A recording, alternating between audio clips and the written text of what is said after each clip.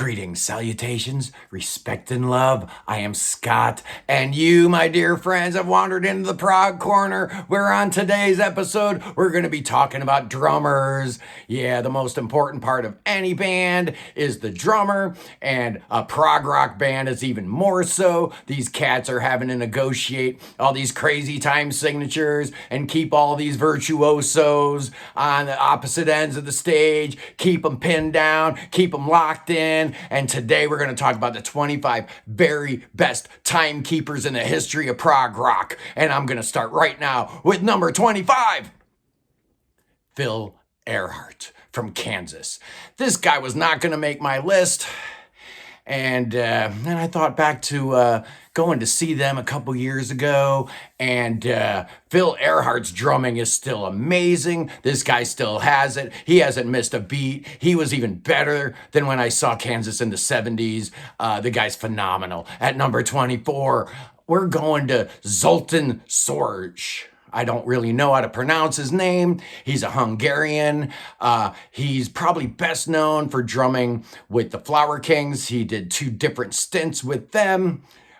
More recently, he is now a member of John Young's band Life Signs. He plays a real minimalistic kind of style. It's jazzy, but he is the king of the negative space. Sometimes it's about what Zoltan is not playing as much as what he is playing. The guy's just thinking more than anybody else back there. He's incredible. At number 23, Jimmyckeegan from Pattern Seeking Animals. He's also played with Spock's Beard. He pounds the hell out of these drums. He's amazing, but he's also very tasty. He's got his paradiddles down. He's tight, man. He's so good. Check out Pattern Seeking Animals, and what Jimmyckeegan's doing is really coming into his own. At number 22, let's go all the way back to 1969 and MichaelaGiles and his influence, not only on that first King Crimson album, but on prog rock as a whole. I listened to albums from 69, 70, 71, and it seems like every single drummer and every single progressive band was aping MichaelaGiles. His influence is huge. He was an amazing drummer. Check out that middle section of 21st Century Schizoid Man if you have any doubts about his greatness. At number 21, Mike Mangini, the man that had to replace Mike Portnoy in Dream Theater. What an unenviable task he had. I mean, you talk about the fans all being lined up and getting ready to hate on this guy. Yeah, he's not Mike Portnoy, but he's amazing. He's incredible. And the new Dream Theater album really proves his greatness. He's starting to really find his footing in the band, and he's just an amazing drummer. At number 20, let's talk about John Weathers from Gentle Giant. He's one of the more underrated guys on this list. His drumming style is really rooted in basic rock and roll, but his chops were just so phenomenal. The way he held down everything that was going on with Gentle Giant was phenomenal, but his stuff that he was playing, the fills, it was just so tasty. You know, John Weathers, what a great, great drummer. At number 19, Alan White. Talk about another guy with an unenviable task, having to replace Bill Bruford. And yes, he had 3 days to prepare himself for the Close to the Edge tour. And as you listen back to those live recordings from 1972 on Yes Songs and on the box set, the 7 CD box set, the Progeny box set, Alan White is just amazing. He gets a lot of derision from people because he's not Bill Bruford. You know, he's incredible in his own right. And I make a case that he was actually a better drummer for Yes in a live capacity. He just hit him a little bit harder. At number 18, I'm going with Pierre Van DerrLinden from Focus. I love this guy's drumming style. He plays a real jazzy style. He's got the jazz grip going. He's real light on the skins, but this guy never missed a beat. He was incredible. He played on the first 3 Focus albums. He took up, he's back in the band now.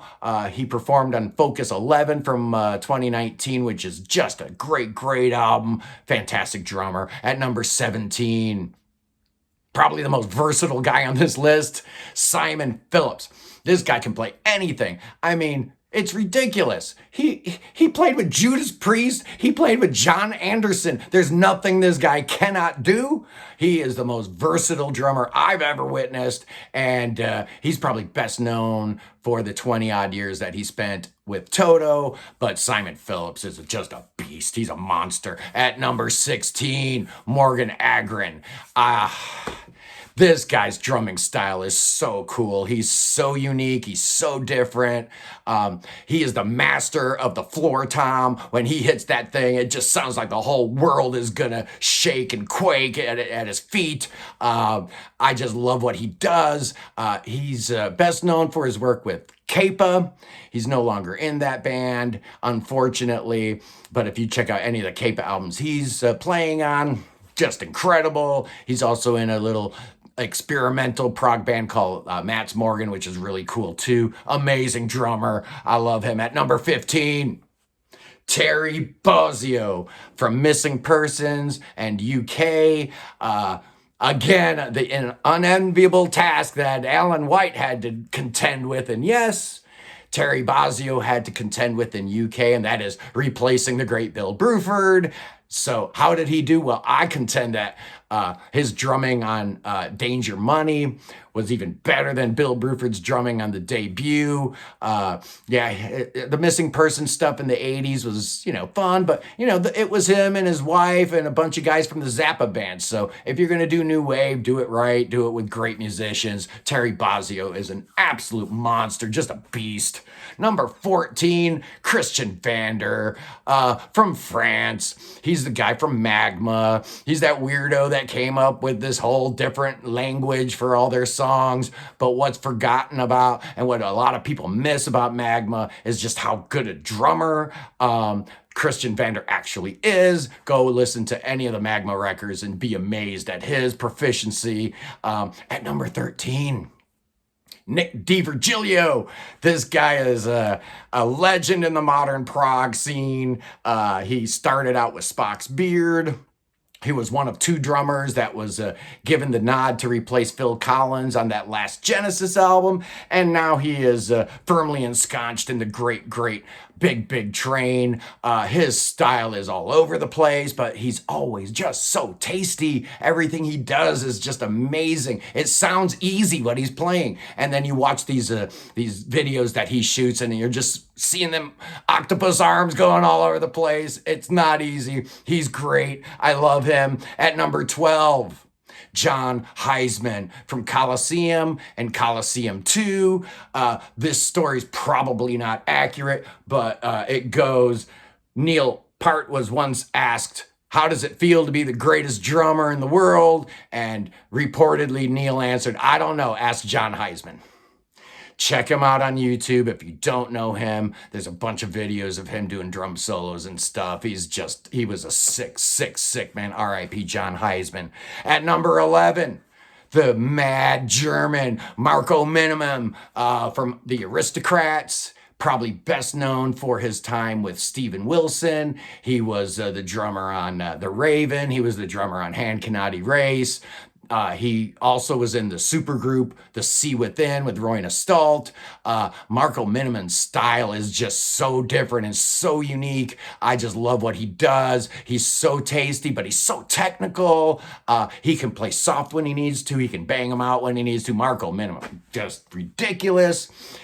Now we're getting into the top 10, and honestly, any of these guys, you can make a case as the greatest prog drummer of all time.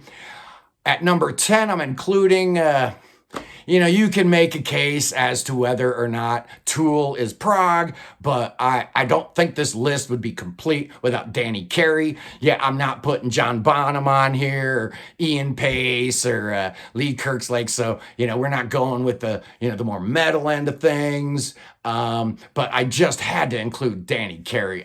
Just anybody that knows drumming and drummers knows who this guy is. And I don't know how he can possibly play the stuff that Tool demands him to play with all those weird time signatures. He keeps it not only all straight in his head, but somehow makes it sound fantastic. At number 9, Pat Mastelotto. This guy is a master. He is just ridiculous. I saw him with King Crimson a couple years ago and just had my mind blown.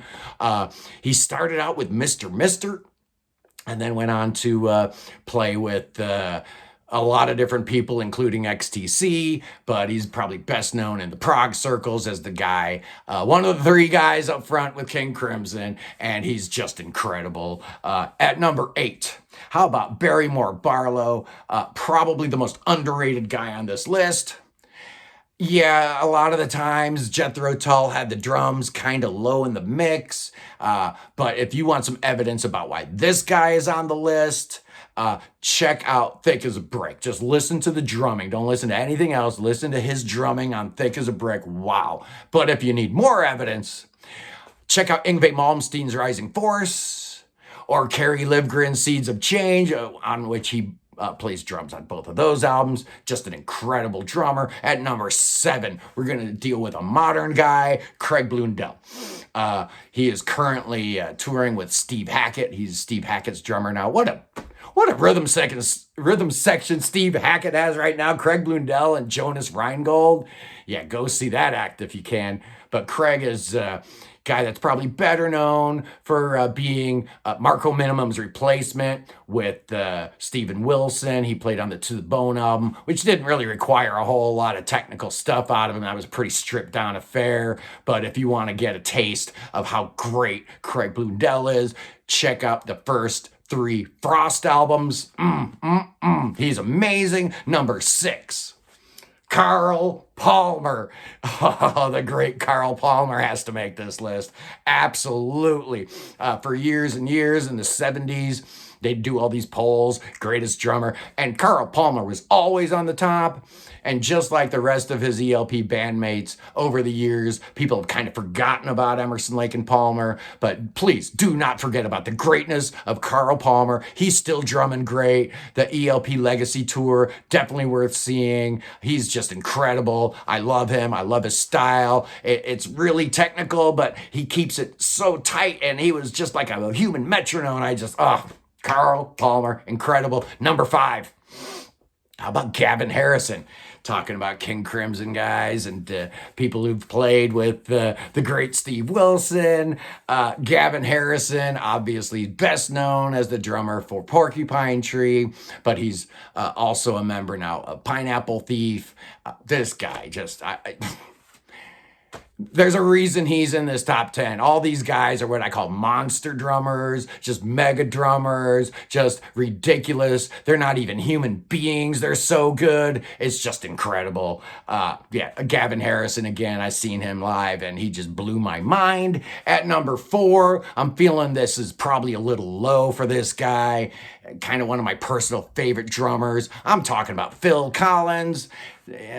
Some people may not understand the greatness of Phil Collins on drums, but check out Selling England by the Pound. Check out The Lamb Lies Down on Broadway. Check out Apocalypse of 9/8, his drumming in that. And if you're still not convinced, check out Brand X and the jazzy fusion stuff that he's capable of. He's a monster. He's incredible. His feel, his technique, his musicianship. Phil Collins is a monster. Sorry, people, he is. At number 3, another one I feel really bad about having this low, Mike Portnoy makes the list. Everybody knows Mike from Dream Theater, but he's in a million different bands. The Neil Morris Band, Transatlantic, Flying Colors, Winery Dogs, on and on and on. He did time with Avenged Sevenfold. He did time with Twisted Sister. This is a guy that some people complain he hits them too hard, that the drums are too thundering when he's behind the kit. I don't care, man. That's what I want. I want a god of thunder behind that drum kit, and that is Mike Portnoy. He's just a beast, just an absolute beast. Number 2, Neil Peart. Yeah, I'm sorry. I know a lot of you freaks wanted him at number 1, and I can't argue with it. I just can't. He's the professor, man. He's the best that ever was. I mean, you listen to any Rush album besides the first one, and he's just all over that drum kit. His musicality, his ability to blend in when he needed to, or his ability to go crazy when the music called for. He always did just enough. He always did the right amount. And there's a reason why people around the world air drum to Neil Peart constantly every time Tom Sawyer comes on. Every single person's, they're not playing air guitar. They're playing air drums, and that's the greatness of the late, great Neil Peart. Just incredible. But, if you guys are keeping score at home, you've probably figured out who my number one drummer is, and it is the great Dr. Bill Bruford. And this is a prog list, y'all, and if you've played in, yes, Genesis and King Crimson, you're probably going to be number one on the list, but you add to that the session work he did with Rick Wakeman and Steve Howe and Chris Squire and Pavlov's Dog and the stuff that he did with National Health, and the guy he never stops. Well, actually he does. He's retired now, but he just started his own YouTube channel, which has been a lot of fun, going back and watching Dr. Bill do his thing.